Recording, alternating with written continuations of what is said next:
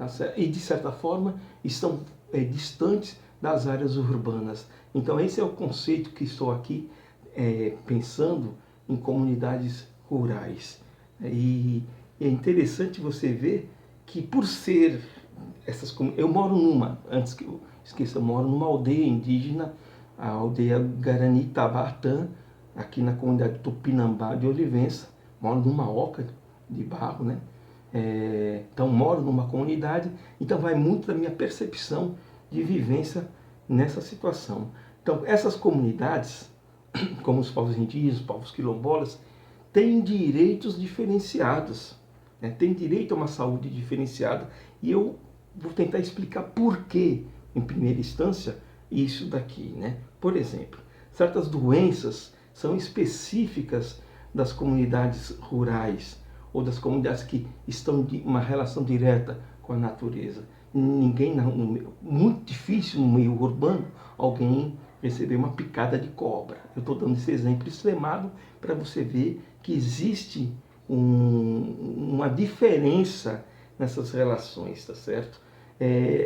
E por isso, antes de mais nada, precisaria já de um material informando sobre o coronavírus diferenciado, percebendo essa dinâmica cotidiana diferenciada das comunidades rurais. Pelo menos aqui onde eu moro, nós não recebemos nenhum material diferenciado informando como que o coronavírus tinha que ser tratado pela nossa comunidade diferenciadamente. Ou seja, é necessário para essas comunidades uma saúde indígena, uma saúde quilombola, uma saúde de comunidades rural diferenciadas, mas não só na teoria, na lei, mas na prática, né? Porque também diferenciadas são as curas, né? Nós usamos ainda os métodos de cura com as rezas, os aguentos, as raízes. Hoje, claro, na própria UESC tem isso, uma parte da medicina, da enfermagem, reconhecem as parteiras, essas curas e trabalham juntos, né? Mas veja, até para a resolução das patologias, a forma da cura diferenciada deveria ser considerada. Pois bem,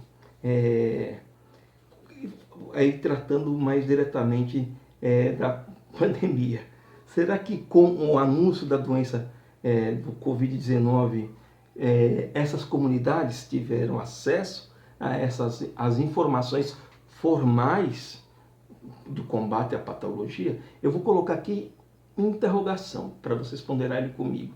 Se já existe dificuldade antes mesmo da pandemia, devido à distância e devido a essa forma de vida diferenciada, esse acesso à saúde de qualidade. Agora pense comigo, será que essas comunidades rurais tiveram acesso a informações? Muitas dessas comunidades rurais trabalham coletivamente, vivem em coletividade. Algumas das moradias das comunidades rurais, elas são coletivas também, né? A coisa de pedir a benção ao avô, a benção à avó, são tradições que teriam que ser consideradas no material, pelo menos na informação, para evitar a chegada da pandemia. Pois é, apesar de naturalmente, e aí tem um fator, apesar de naturalmente isoladas, conforme eu disse, um dos problemas do acesso à saúde pública, à informação, é a distância. Então, apesar de naturalmente já serem comunidades, as comunidades rurais isoladas, se tem contato com as comunidades não rurais, né?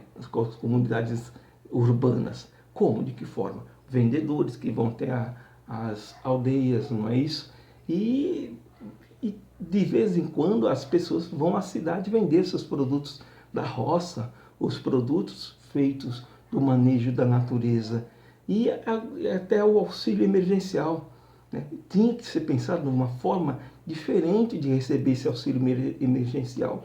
Muitos dessas pessoas das comunidades rurais teve que ir até a cidade, enfrentar aquelas filas da Caixa Econômica Federal para receber o auxílio emergencial e voltar para a sua comunidade. Será que aí, e aí eu volto a dizer da experiência própria, pelo menos aqui foi um processo de autoeducação da comunidade indígena Tupinambá, que é uma comunidade organizada, não é isso? Agora eu estou pensando nas comunidades que não têm esse grau de organização, em pensar na utilização das máscaras, do álcool gel, máscaras e álcool gel que chegaram nesse nosso caso aqui por doações, né? Por doações e tardiamente porque foi a autoeducação, tá certo? Em alguns casos, os agentes de saúde poderiam exercer esse papel informativo, mas será que exerceram? Será que exerceram nas diferentes comunidades rurais? Eu estou pensando no Brasil agora como um todo, né? Será que exerceram? E quando a patologia do coronavírus acontece, a distância para fazer o diagnóstico, e olha só que eu vou lhe dizer, a distância para fazer o diagnóstico e depois para fazer o tratamento é uma outra barreira, né? A essas questões, somente os dados poderiam nos oferecer respostas. Só que aí há uma subnotificação. Se trata muito de subnotificação da doença nas áreas urbanas, imagine nas áreas rurais. E aqui eu vou chamar para conversar aqui com a gente a CONTAG. CONTAG é a Confederação Nacional dos Trabalhadores Agrícolas. A própria CONTAG, que é um órgão que tem procurado esses dados, no site dela diz: no caso específico de infectados do meio rural, pesquisando os sites de todas as secretarias estaduais de saúde, não foi possível identificar o registro de pessoas infectadas no meio rural. Não pelo fato de não existir, mas pela ausência de recorte dos infectados no campo, nos instrumentos de sistematização de comunicação dos órgãos oficiais dos governos. Então há uma dificuldade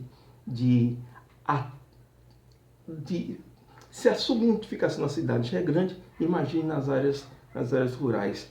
A CONAC, Coordenação Nacional da Articulação das Comunidades Negras, Rurais e Quilombolas, diz a mesma coisa. A dirigente da CONAC,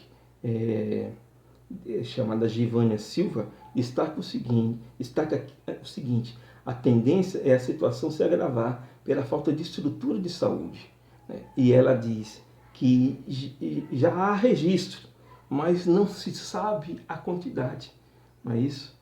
Pois é, quando ela fala que a tendência é se agravar, porque não há estrutura de saúde, fornecimento de água e saneamento nos municípios do interior e nas comunidades rurais, bem como a falta de atuação do Estado nessas localidades, especialmente, né, com os povos quilombolas, os povos indígenas e as comunidades rurais quase como um todo. E olha, eu estou falando de comunidades, eu vivo numa comunidade que tem uma organização, né, a comunidade do povo Tupinambá.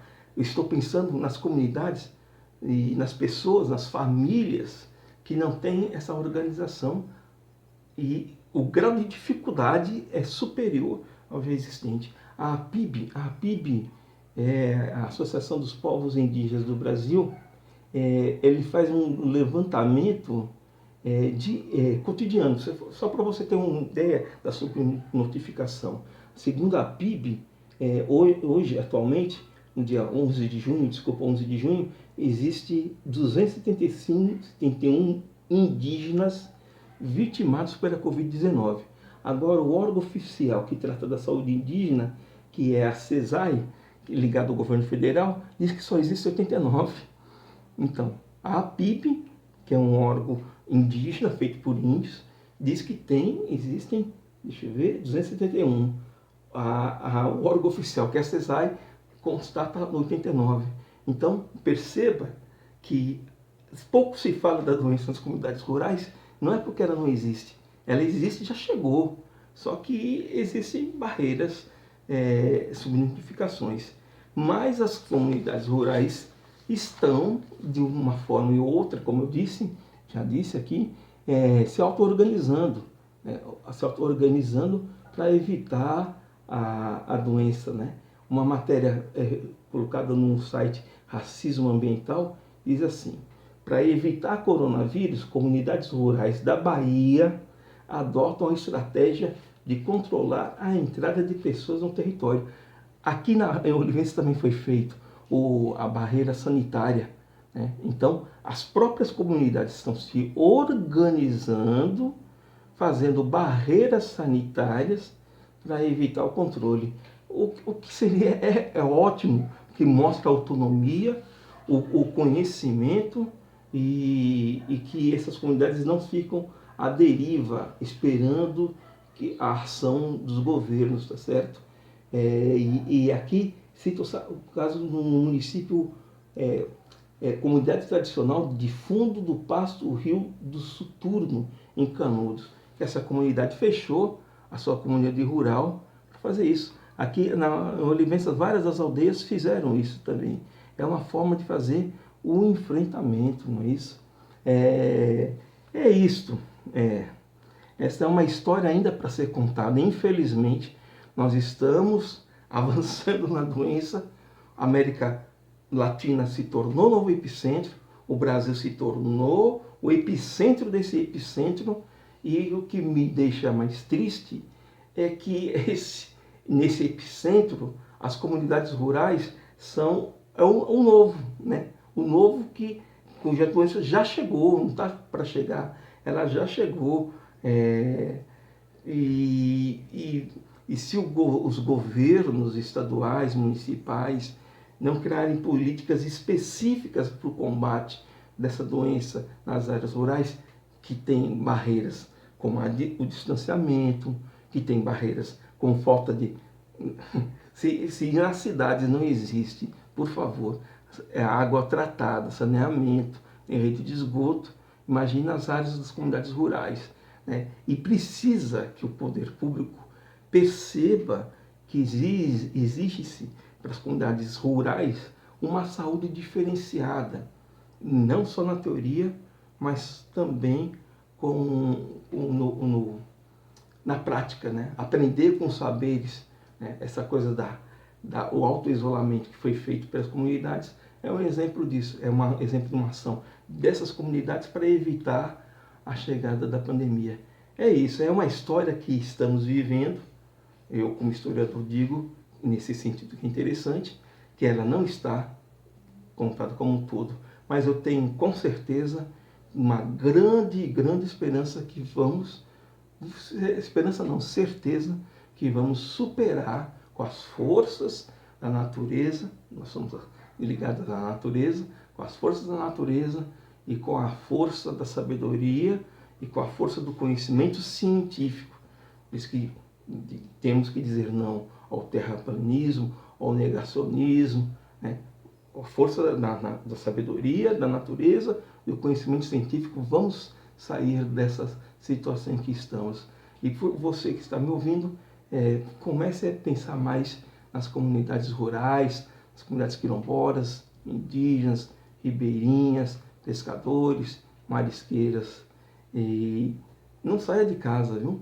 Se for, só em último caso, se sair, use as luvas, o álcool gel e lave a mão toda hora. Auere, como diz no nosso povo, Auere Ainte. Obrigado.